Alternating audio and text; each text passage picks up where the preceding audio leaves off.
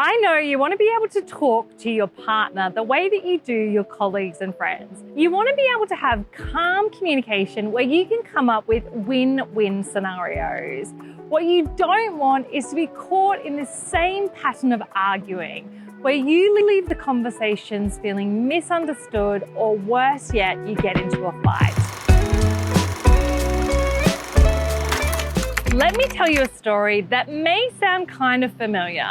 Your partner comes to you, they tell you that there's something that they want to talk about, and you're like, okay, you're a little bit apprehensive because communication hasn't been going so great lately, but you are keen to have these conversations. So you go into the conversation ready to try and let go of your defensive ways of communicating and have that conversation that you desire. Yet the conversation starts and you immediately feel under attack. So your partner has started the conversation with criticism. They say things like, "You always do this," and they list off 10 examples of the behavior that they're talking about. Only the way that they do it really feels like an attack for you. So you come back with defensiveness. You're like, well, you do this. And you find that you're caught in that same pattern of bickering, arguing. No one feels heard, no one feels understood. If this story sounds familiar, this is not only your story. This is the story of many couples that I work with. But once they understand these 4 secret ways of interacting and how to eliminate them from your relationship, they are able to enjoy that calm communication that we talked about earlier, where you can get the win-win solutions that you are looking for. Based on decades of research with thousands of couples, Drs. John and Julie Gottman were able to identify what they refer to as the 4 Horsemen. So the 4 Horsemen are basically ways of communicating that actually get in the way of you getting your needs met in your relationship. So we want to be able to identify those 4 Horsemen and then use the strategies to reduce the presence of the 4 Horsemen in your couple communication. So the first Horseman is criticism. So criticism is when we say things like "you always" or "you never." So for example, if you wanted to talk to your partner about issues around housework, so raising a complaint in your relationship, when you're criticizing, you may start that conversation with something like, "You are so lazy, you never help me around the house, I'm just so over it." That is what we refer to as criticism. So what we want to do instead of criticizing is we want to be able to use a gentle startup. So a gentle startup is being able to express our feelings using an "I feel" statement. So it's when we say things like, "I feel frustrated," or "I feel alone," or "I feel upset." Secondly, we want to describe the situation or behavior. So this is really important. When we do this, we want to eliminate the blame from the conversation. So Drs. John and Julie Gottman actually talk about the idea of using a gentle startup as raising a complaint without blame. So that is the key of what we want to achieve here. So when we do that, for example, we might say something like, "I feel overwhelmed when I walk in the door and the dishes aren't done." And then the third step is being able to express a positive need. So being able to communicate clearly what it is that we want. So when we do this, we want to be able to communicate what we want to see more of, not what we want to see less of. Importantly, because that gives our partner a picture of what we actually do want so they can meet that need.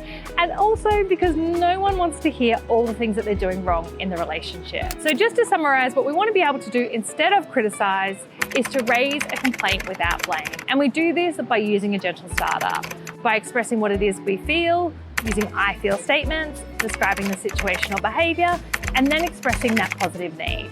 So the second Horseman that was actually in our example earlier as well is defensiveness. Sometimes when we come in with defensiveness, it is in response to criticism, or it can be in response to perceived criticism. So what I mean by that is we may experience our partner's communication as criticism, even if our partner isn't actually criticizing us. So there's a number of reasons for that. It may be that we are very sensitive to feedback, Perhaps we grew up in an environment that was highly critical, or where we didn't receive a lot of positive praise, or it may be because of the context of our own current relationship and some of our past interactions in that. So there may be lots of different reasons why we may struggle with taking responsibility and sitting with our partner's emotions and feelings. The key antidote to defensiveness is being able to take responsibility. Really important here. So one of the things that I have found in years of therapy is that sometimes when we think about defensiveness, we can step into this artificial apology where we're sort of like, I'm so sorry. I'm sorry for everything that I do.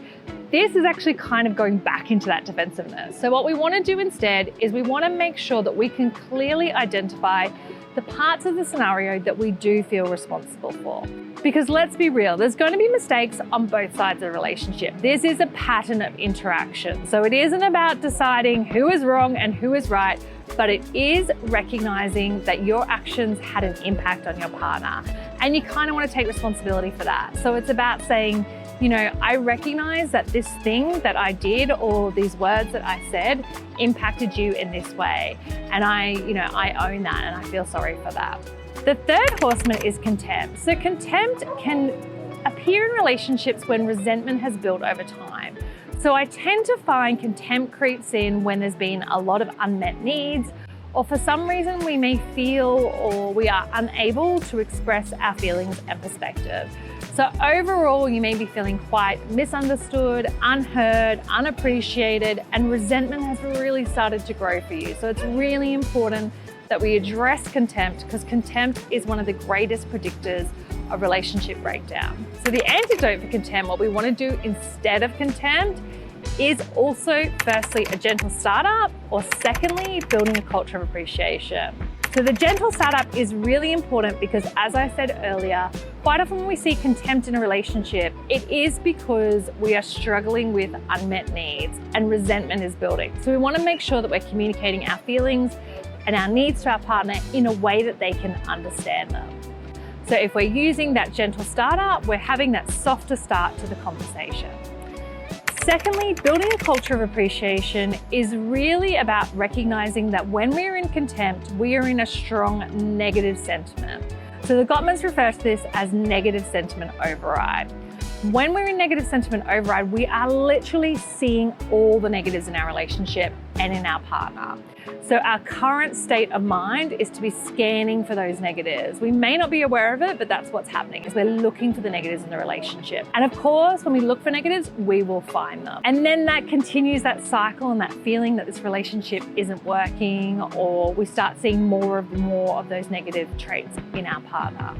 So building a culture of appreciation is about bringing that positive sentiment back to our relationship, being able to shift that filter and see the positives. So when we build a culture of appreciation, we do things like saying please and thank you, and really importantly, coming to the relationship with that sense of gratitude. So being able to look for the things that you do appreciate in your partner and verbalize them. So I know in years of doing therapy that quite often partners will tell me that they're really good at feeling that gratitude, so feeling appreciation in the moment, but the step that they miss is communicating it to their partner. This is really important for two reasons. Firstly, obviously, because it feels good for that partner to hear those things. The more we hear the positive things that we are doing, the more motivated we are to do more of them. But also because, in my experience, what I have seen working with hundreds of couples is that when that partner communicates the appreciation, they connect with the emotion. So when you're telling your partner the things that you do appreciate in your relationship, you really connect with the feeling that you experienced in the moment that you appreciate it. And we want to bring back more of those positive feelings in the relationship.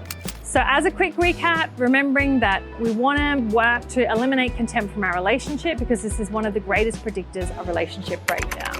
We want to do that by using gentle startups and by building that culture of appreciation. So when we're stonewalling, it's very similar to, if you think about that fight, flight, freeze response, the freeze response. When we're stonewalling, we tend to shut down in the communication. So why this one flies a little bit under the radar is for the partner who is stonewalling, often they don't see this as an issue.